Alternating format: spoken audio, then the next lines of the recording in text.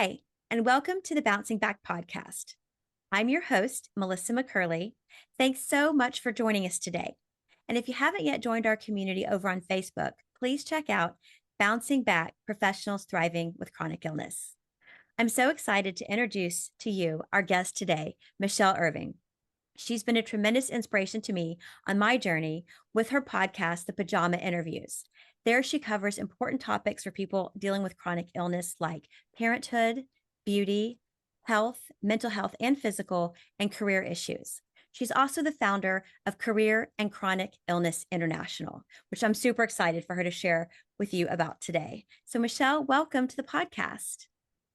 Hi, Melissa. Thank you so much for having me. It's such a pleasure to be with you. You as well.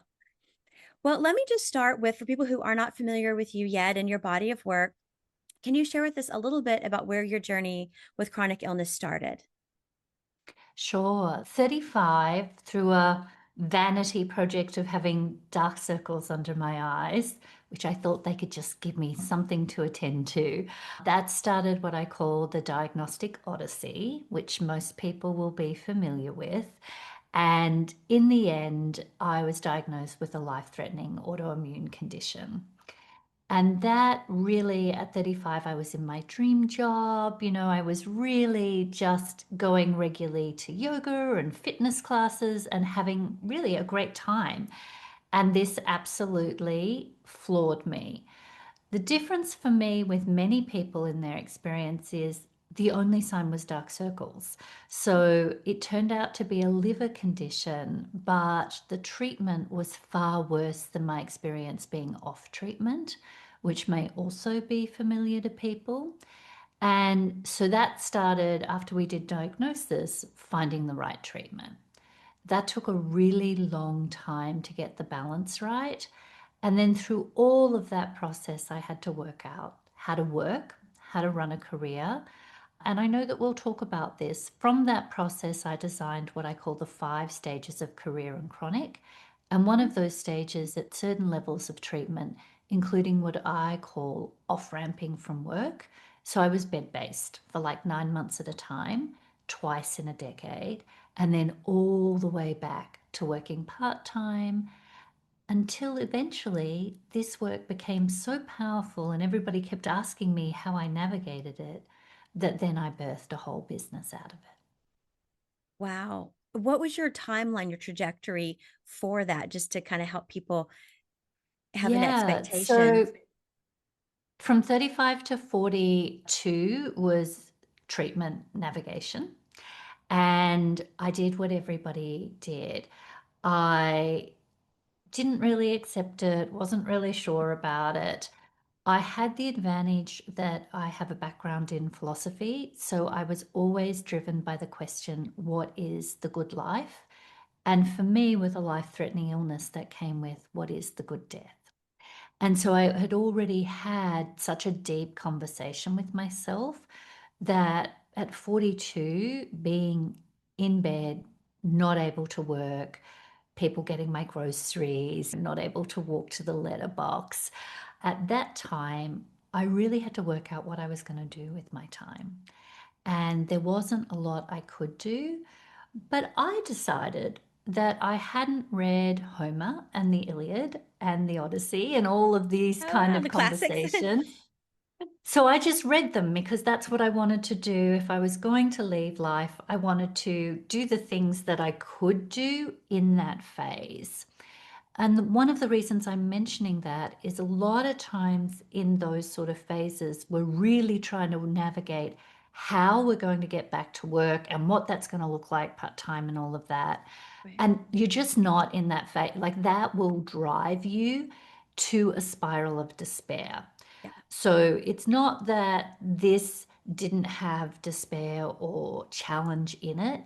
It's just I had to do what I was able to do and stay within that, what I call your circle of wellness, which is when it's contracted into whatever that is for you on a day or an hour or a year, you work out what you can do in that phase that works for you. And for me, reading mythology was what worked for me. Wow. Okay. So your first stage, if I'm let me just say this correctly, is off ramping with work. Is that, did I get that right? Yeah, In your stages of yeah. professional. So what I heard you say, and I feel like I struggle with this a lot. I sure wish I would have heard this 5 years ago, was creating a space to be where you are with the diagnoses and the treatment and surrendering some of, or as many of the work goals as you can. Is that, and then creating space for what it is you can do, even if it's just say listening to an audiobook, or is Absolutely. that, So the 5 stages are off-ramping, which is when you're on medical leave yeah. or you're not able to work. On-ramping, which is when you start to return, you might be doing interviews, you might be having those initial conversations with a workplace where you're going back to, and you're what I call sifting and sorting what you think might work in that stage. The next stage is what I call the new. And so the new is where it's literally new. Even if it's the same job, your whole experience has transitioned who you are and how you often relate to that. If you return to work assuming it will look exactly the same, that is a formula for way more emotional and mental stress than necessary. Yeah. If you understand you're returning and it's new and you have to learn how to do it, and there are professional skills, if you are a professional living with chronic illness, then you have to have the professional skills to be a professional living with chronic illness. It's not just a plug and play back. The fourth stage is what I call test and redesign, and that's where we spend 80% of our time. All of our time, we will be testing and redesigning our What work. works and what doesn't work, and then What works, what doesn't work, what works today with this medication, what doesn't work today with the new medication, all of it, test and redesign.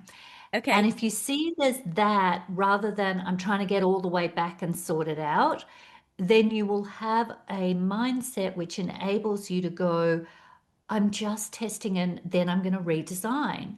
And then you're looking for what is the most stable redesign for you. And then the final stage, which is absolutely my fundamental belief and my experience and the experience of everybody who works with me, is the fifth stage is what I call authentic leadership. Because if you are a professional going through chronic illness, you will naturally end up in authentic leadership. It's almost impossible not to, because you don't have the bandwidth for performing wellness constantly, day after day, year after year. And the authentic leadership comes out of traveling these stages with the right tools. It's just a natural outcome. You don't have to work it out. You'll just end up there. That's amazing. I have heard that theme when I have interviewed people like yourself who are further along the curve, if you will, of the diagnosis to this going back into work, and then almost like a making meaning out of it phase. And there does seem to be this drive of service, of leadership that is so authentic Yes. that, and maybe it's part of our process of making meaning out of it for ourselves. And then also making, I think maybe once you have a chronic illness, integrating into the world in a more meaningful way becomes more of a part of mission, as opposed to maybe some of the more facile things we might have been pursuing earlier on. 100%. And it's actually, to me, the experience is designed to do that for you. Hmm. So for me, and it's really annoying. I didn't want this to be true. I absolutely didn't want this to be true. But chronic illness will bring you into the center of your deepest power. That's because it will strip you down from Mhm. everything that you thought was power, and you'll come into who am I? What do I value? What's important? And then in that portal, you will be in incredibly deep relationship with yourself. If soul language is appropriate for you, or you will be, if you're more of a humanistic sort of person, you'll be looking at nature and you'll be seeing this is part of the cycle. Whatever it is, you'll be in direct relationship with life herself. And then from that place, you will rebuild, revalue, reevaluate, redesign, and emerge naturally with so much more inner power. Because if you didn't have great professional boundaries before this, you absolutely will Yeah. have great professional boundaries after this. It's impossible not to. Learning great boundary setting is, and I had pretty good boundary setting come into that, but I feel like I've gotten fairly Jedi. Yeah. is definitely one of the skills. Well, I love the way you outline the frame of these stages, because I wish I had known, as I have been coming back into my work life, end of 2023, 2024, to have just known that those stages you laid out were the process, instead of anything other than looking like what my life looked like professionally before I got sick, as failure. Which I just realized, as Yes. you were saying, that is the internal dialogue I was carrying, Yes. which does not, maybe it drives me, but it doesn't make it better. It doesn't make me feel better. And doesn't, it probably prevents me from operating from a more authentic place. I didn't even think of So, that. yeah. So all of this work comes out of my lived experience. So what I just described to you is the Career and Chronic Map by Michelle Irving, and people can find I that love it. on the website, and a whole distilling of how to navigate those stages. The process of failure comes from a story of illness, which is something I also talk extensively about, which is that when you are well, life begins again.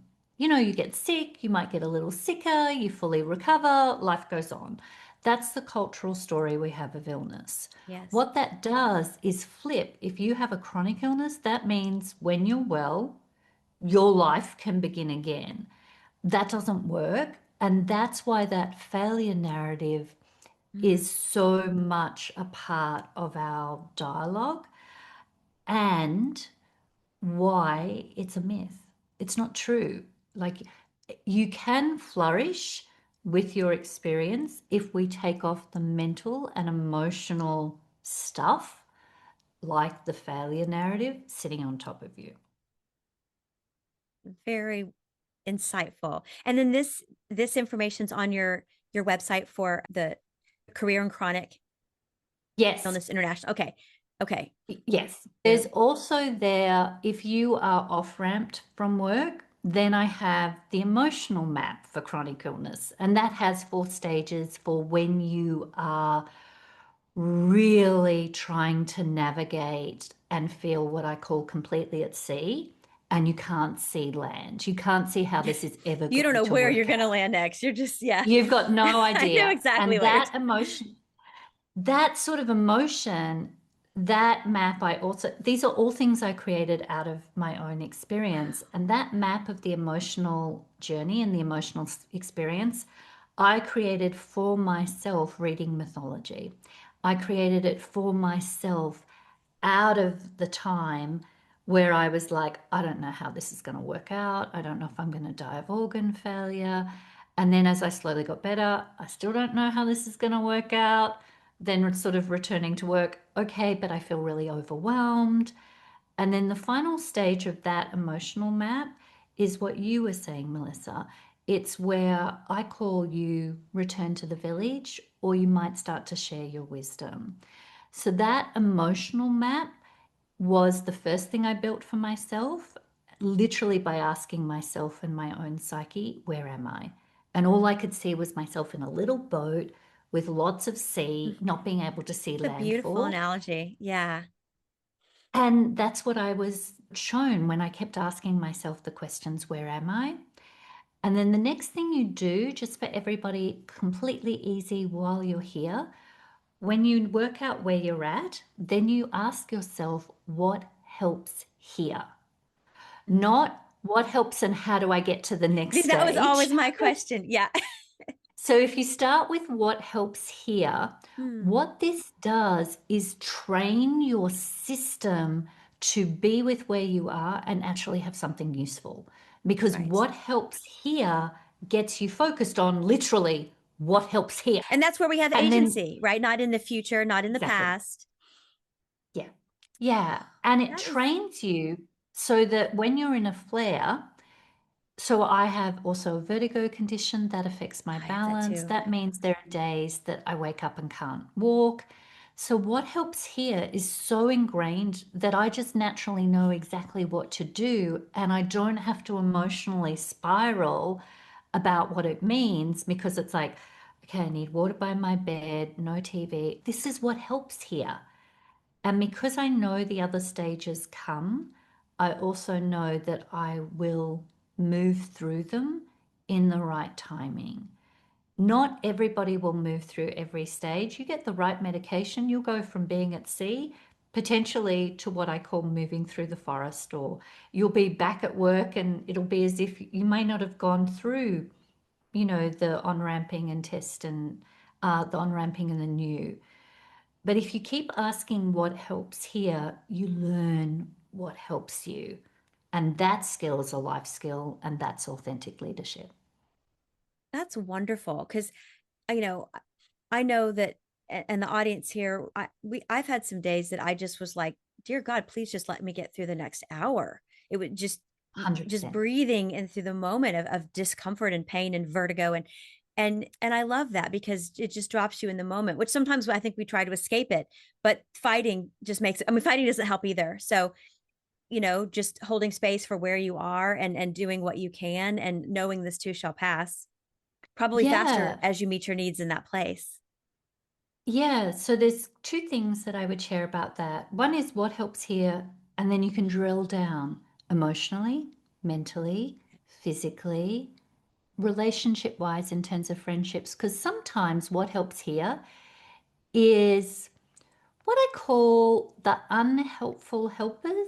The people who really want to help, but are not actually really helpful and they drain your energy a bit. Yeah. So, what helps here sometimes is okay, in this space, no unhelpful helpers. Yeah. They don't have access in this space.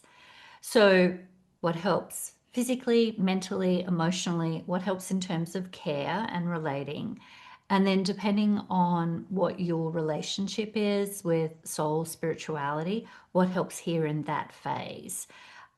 Because when you start to do this, see how your brain's already now shifted from I'm spiraling and this is getting worse and I'm never going to get up and I failed to, oh, what helps here? And not having unhelpful helpers in the bedroom really will help a lot. And so it gives you something, it gives your brain something to do that has an outcome. That's wonderful. And you touched on something there. There's the physical journey, filled with challenges, but there's the mental journey as well, the emotional, I think was the word you used. And Yeah, that's so true because sometimes the emotional journey can be more painful than the physical one. I found to be true. How we think about things and 100%. and how we frame. Yeah. Yeah, so all of my work, there's plenty of work out there for everybody for the physical or the food or whatever that is for you. There's plenty of work in that. However, the emotional and mental journey, and they can be quite distinct, but they inform each other. And I am not in any way a Pollyanna. If, like, I throw an excellent pity party. I know really how to do a pity party. I'm good with that. It lasts about 3 days, so I also know that. And if I'm in that state, I know to let that move through me. Yeah. I can even have a pity party for the fact that I'm having a pity party for myself. But that's actually how I learned what I call learn your system. You actually need to know what is authentically going on for you so that you can move through it. And if you move through it, then the answer to some of those things or what you're attending to comes out of it. Because what helps here, pity party definitely helps. After 3 days, I am so over myself and my pity of myself that I just emotionally move on because I'm done and it's not actually doing anything for me. But mentally, it can be, if you can read, does that help? Does that nourish the pieces? For me, I love a good TV show, and that's something that when I want to release and let go, that's something that helps me. So it's really about finding out, does analyzing things help or not? Does feeling and talking to a friend help or not? What helps mentally and emotionally will give you a pathway for being with yourself through the experience. Because everything else you're talking about of planning the future, how when I'm starting to return to work, how will I get the next professional leap, doesn't really help at that stage. Yeah. that planning of that next leap works at test and redesign. Makes And so sense. And you can check knowing in with what yourself. stage Where am I? Oh, I'm not in test. I'm not in test yet. I'm sort of testing how to return to work, but it's new. I'm working out how to do this in a new way. That is not the phase to then say, okay, but how do I prepare for the promotion that's happening, opportunity in 12 months' time? Let's work out this phase first. And then you'll know that preparation will give you the skills to do the next step. This is so helpful. For particularly for business people, my audience are professionals. A lot of them are their own business owners. Many also work in W-2 type situations. But as long as we feel like we're doing something, we can be okay. It's like for us, taking away the doing piece. And I love this because it gives us something to do. It gives us the right thing to do instead of what, we come up with on our own, which is us in the wrong phase. And so the doing actually makes things worse. And so then you start to Yeah. kind of connect doing with making you feel bad. It's not the doing, it's what are you doing? Yeah, and I think that certainly, I clearly run my own business with chronic illness. I have a couple of conditions, and I work predominantly with women who live with chronic illness. Some people will be navigating career, some people will be navigating running their own business. And so the chronic entrepreneur sort of phase also has to be done in a way that works for you and your body.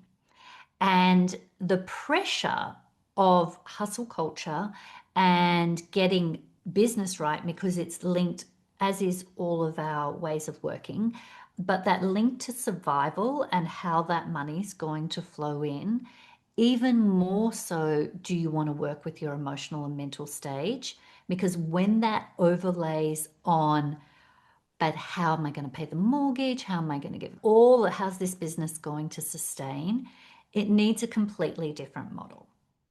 And so that model, I also have a model for, and that's called your authentic ambition framework. And I'll just tell you the 5 stages of that. And again, people can go find this. So to run your own business, there are 5 key stages that you work through. Most people start at stage 3, and you'll understand when I go through them. The first stage is you have to dream it. Now, you know that from running a business, you had to think it through. But that dreaming has to include how it works for your body. If that dream does not include how it works for your body, then none of it's going to work. The second stage is how do you value it? So if this is the dream, you have to value it, which includes valuing working for your body. It includes valuing your financial well-being, your remuneration. It includes valuing your skills as professional skills and not diminishing them based on the fact that you have chronic illness. Then and only then do you action, because most people start on action without doing the dream and the valuing. And so we're actioning from a very able, from a model that doesn't work for the body. And then we wonder why this isn't working for me. So once you dream it, value it, action it, then you have to live it, which is essentially test and redesign, right? You have to Right. say, does this fit the dream? Am I valuing it? Is the action lined up? So you live it, refine it, and then once that system's working, you expand. Now, that expansion might mean you expand, your offerings, your services.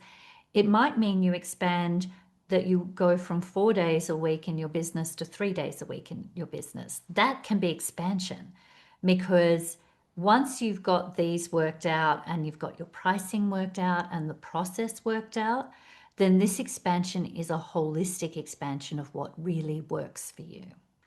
And I run my whole business based on this model. And for me, I work Monday to Wednesday, and I have client facing days Monday and Tuesday. And then on Wednesday, I do the business of the business. Thursdays are pajama day, no work is done. And Friday will be coffeeing with friends, it might be coffeeing with a contact. But that's actually the entire model that works for me in my body. And it gives me the dream. It gives me beautiful financial remuneration, meaningful work. and a life that works for me and my body. Wow. It's so amazing to hear that. I'm sure there's many people who can't even imagine that being possible, because the model's just so 100%. different. Yeah. Yeah. Wow. Wow. Yes. But it is 100% possible. It's the model that any woman who works with me, we work for that. My number one focus for anybody who works with me is how can we have the most amount of money with the least Yes. amount of your time and energy? Love And that. every woman I work with, like I'm working with a group at the moment, all have their own businesses. So some people are really beautifully financially set up, but they're overworking and overextended to the point where the business is no longer a dream. The business is running the life, not Right. you running the life.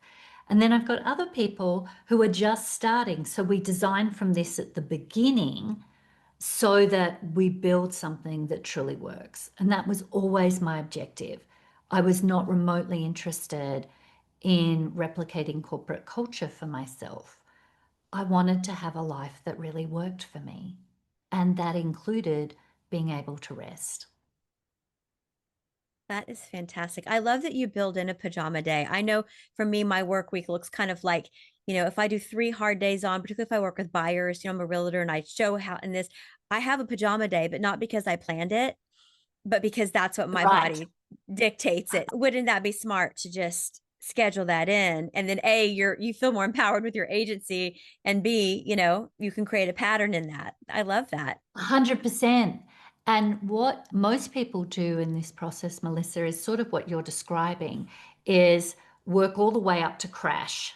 That's sort of the model most people are working That's with. my model. I'll just And be the honest. It's and so the limit it. crash is what determines the model. It's like, okay, we're going to crash, so we got to get Mm, everything in.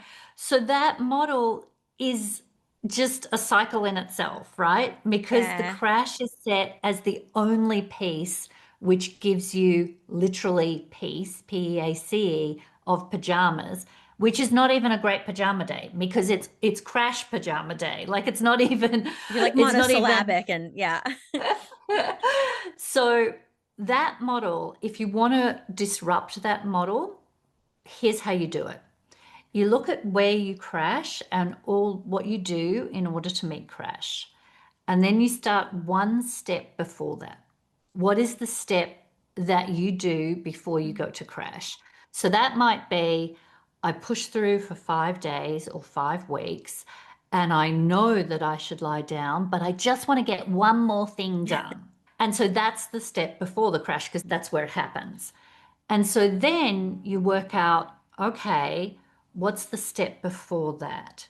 And sooner or later, you learn that actually you can be right down here, have the signal, and readjust all the steps after it so you don't hit crash. So, what does that look like? You might start change of medications coming, and you might go, well, I'm going to work all the way up to the medication changes. I'm going to run through this medication all the way up to crash. But it might be, okay, I'm going to have change of medication. I'm going to designate half a day or a day or whatever it is to let that integrate. And I'm going to take some things off my plate and spread them over a longer time frame. So what that does is shift the crash because if you've got it more evenly integrated, then you actually, through working back through this model, can work out your agency decision point way before the crash is your decider.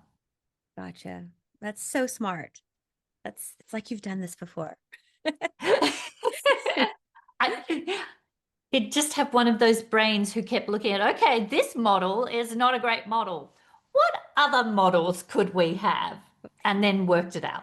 And I know you have a background in philosophy. You've talked about that from college. Did you find that that helped you bring a lot of different 100%. hats, ways of thinking to this? That Yes, because philosophy is really at its essence, it's a study of logic. Like, what is your Mm, argument? Right. So this premise leads to this conclusion. That's what philosophy is. It's just the study of premises and conclusions. So if we have this conclusion, but we started with this premise, that premise did not lead to that conclusion. In fact, this conclusion, there's a problem here in the logic. And so that Mm, means that it's not sound, it's not going to work. It's really just analytical. Most people think of philosophy as whimsical and that it's actually quite analytical. Now, there's a whole other stream of philosophy which I also draw on, which is French and German and what we call continental philosophy. And then you've got Eastern philosophy. All of them have different premises that they start from. And so okay. if you look at Yeah. French philosophy, it's just like going to France. It doesn't work on we have to get this widget done, sell as many of these widgets as we can, and everybody is a widget in that process. It has more of a flavor of what is your inner life like? What Mm, is the world like? What are your connections like? mm, Eastern philosophy has a much even broader because it has often a belief in past lives and future lives. It's like, what does this do for your future life? Which is almost more than I can imagine. But what it taught me is there's a whole lot of different worldviews. And so mm. when you say, as so many, most of about 80% of the women I work with are American or North American women, Oh, so that I really understand how the framework of that particular USA culture does and what that culture looks like in terms of entrepreneur and corporate culture. And that framework has a very closed loop about what life can look like. You do it this way, you get here, mm, everybody does it. It's not paying off for a lot of people, and it's certainly not paying off for chronic illness. So yeah. I come in with Australian or, a philosophical perspective, and then I just tinker. And then people go, I tried that and it worked. It's like, yeah, it's just a different way of looking. It's a different cake. It's like the piece of cake and the way that you look at the cake, some of that works. But I can look at it and say, yeah, no, if we look for the least amount of hours for the most amount of money, most American women will go, well, what do you mean? It's not even possible. Our lens, our filter just is like we don't that doesn't compute. Like what? Yeah, it's So like we you do can the hack our most amount of system work. because you come in with this other. Yeah, I because love it's that. like you're built and you're tuned to, I have to work harder and do more in order to get the outcome. Yeah. And there is no much more fun in the world than working with an American woman who then works less hours for more money and says, this still doesn't compute. But it's just a different logic because we're Right. looking for what is the most amount of money for the least amount of my capacity and time. And then how do I build a model in business or work for that? Wow. And there'll be other belief systems that are sitting underneath that. That's a place to start to think like that's how you would start to think about it for yourself. But there's a bit of unpacking that has to be done where the fear factor comes in and goes, well, I can't even think about that because I have to pay this, and what does it mean for this and this? There's always a way. And Wow. it's That's not going to come through your logic of, I have to do more to get more. right. Because if that worked, it would be working. If it worked, it would be working. Like, come on, like everybody's a smart, sassy, intelligent, creative woman. You have to be if you're living with chronic illness. Yeah. Like, if that model worked, it would be It working would for be a working. whole lot of women. We would It be would be seeing different working. results. Well, Yeah. I love what you said. I do feel like our particular lens in the US, and I can't compare it to other countries because I've only lived here, but Grant Cardone is a business guy and he has this book called The 10X Factor. And the idea is just work 10 times harder than everybody else. And, Oh and my there's gosh. that culture. And it's like, okay, maybe that's possible when you're at your best and you don't have kids and you're willing to sacrifice everything. But yeah, when we get a chronic illness, that doesn't work. And we can either pivot and choose to embrace something else or just feel terrible about ourselves. It's like, but then if you go looking for something else, then what else is that? Because there's not a lot modeled back to us in our culture that isn't some version of that. It's that wrapped in 100%. the enchilada of balance, which isn't even true.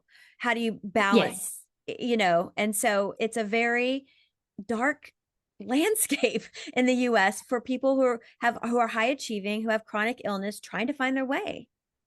Yeah. And so each of these maps that I've mapped for you are all built for integration with chronic illness. They start with that process. And so they unwind for you the things that you know are not true. You actually know they're not true, but you don't know what to replace them with. And so that's so anxiety fulfilling, because if you don't know what to replace them with, and your literal whole life and your finances and your survival is based on doing it the way that everybody else does, you're in a jam. Like, Yeah. that's like, how's this going to work for you? But what I can tell you is that when you just start to open, Mhm. then I would look at you, Melissa, and I would think, okay, so you're working so many days a week in realty. And then it's like I would be working with you about what are the places we can make this more easeful. That would be the next question. How do we make this more easeful? And that's really where you might need somebody on the outside to come in, because I'm not attached. I'm not attached to the way it has to do or the way it has to look. Right. And not only am I not attached, I've got the experience to work out how to do it differently for you, and not run your nervous system from, okay, we'll just throw everything out. No, we're not about to throw everything out, because we need a plan, and premises Right. need to lead to a good conclusion. Like, there's a process here. So we're going to design. That's why that dream stage is so important. You have to design for the dream first, and then you work out how to action to get to that, Gotcha. not how to do all the action so that at some point I'll have a dream that actually, if you do all those actions, will never leave to that dream. Yeah. You're just going to be in your pajamas, not even having a productive pajama day. Yeah. You're going to be in your pajamas. It's like, I'd really love a pajama day, That I can which enjoy. maybe I wasn't in chronic pain for the entire time and could actually lift the book that I wanted to read or Right. something. Well, this is so fantastic. Will you tell people, if anybody, who maybe was tuned in a little late, again, where to find you? We will put it in the show notes. Yeah, But great. yeah, My name's Michelle Irving, just for everybody popping along. And you'll find me at careerandchronic.com. You'll find links there to the maps that I've spoken about. And you will also find, I have broken up those maps in little mini, what we're calling vaults or little libraries, that you can actually then go and find your stage, and then get a library worth of content that will talk you through that stage. And so all of that is built and accessible for everybody. And apart from that, you'll find me on Instagram at Michelle Irving Official, and LinkedIn at Michelle Irving Official. thank you so much. And your podcast, don't forget the pajama interview. And the podcast is the Pajama Interviews, because that is what everybody needs, is to actually interview people who like get pajama days and understand, how can we talk about this in a way that's real and authentic and doesn't undermine who we are. Yeah. Absolutely. Thank you. Thank you so much, Michelle. I appreciate you. I appreciate all the resources that you shared with me in the community. And yeah, I'm going to go sign up on. I saw your sign in thing, and I was like, oh, but the podcast is about to go start. So I will be jumping over to your website as soon as we sign off here. Well, It's thanks so so. lovely. Oh, go ahead. It's Yeah, it's so lovely to meet you, Melissa. Thank you Oh, so much for you. having me and for sharing your platform. Like, this conversation really culturally is just getting started. And for you to create a community and be sharing in this way is really sharing a lot of wisdom that is so desperately needed, because you and I are connected. We don't want anybody else to have to go through the years without it. We just want to shortcut it for everybody. That's it, 100%. If I tell myself every day, particularly on the hard days and the flare up days, if I can take what I'm going through and share it out, and try to remove some of the shame and secrecy that people have around this topic, and create a community and save time and pain and experience for somebody else, maybe somebody who didn't have as much support or resources as me. We shouldn't all have to have separate learning curves. No, So no, and we're women, so we're sort of built professionally to work it out. We think isolated, but when we do it together and we share together, we're all like, oh, thank goodness somebody did that because I can't do that. That's great. And isn't it wonderful that we can share together as a community? Thank you so much for doing what you're Oh, doing. thank you. I appreciate you. Thank you so much. And thank you for coming on my podcast. I know it took a lot to get the timelines lined up with us in different countries, but I appreciate you. My pleasure. Thanks. Thank you so much for tuning in to the Bouncing Back podcast. We'll be back in 2 weeks with more strategies, tools, and inspirations for your success. And keep bouncing back. Thank you so much for joining me on this episode of the Bouncing Back podcast, Professionals Thriving with Chronic Illness. I hope you found inspiration and actionable takeaways to support you on your journey. If you enjoyed this episode, please subscribe, leave a review, and share it with someone who might need a little encouragement today. Remember, thriving with chronic illness is possible. You are stronger than you think. Until next time, take care and keep bouncing back.